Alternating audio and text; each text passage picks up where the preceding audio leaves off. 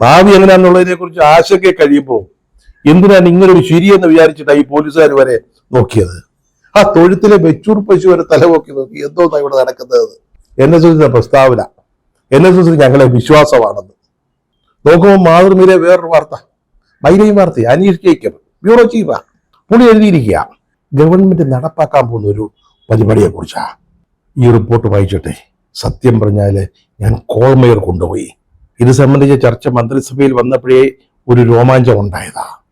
മാതൃഭൂമി വാർത്ത വായിച്ചപ്പോൾ ശരിക്കും പറഞ്ഞാല് സന്തോഷം തോന്നി. അതിന്റെ പ്രധാന ഹെഡിങ് എന്ന് പറഞ്ഞാല് കേട്ട് ഭരിക്കുമെന്ന. ഈ പത്രം മാതൃകയായതുകൊണ്ട് അതിനകത്തൊരു ദുഷ്ടരാ കൊണ്ടുവന്ന് ആദ്യം ഒരു തോന്നലുണ്ടായതാ. ഇതുവരെ കേൾക്കാതാ ഭരിച്ചുകൊണ്ടിരുന്നതെന്ന്.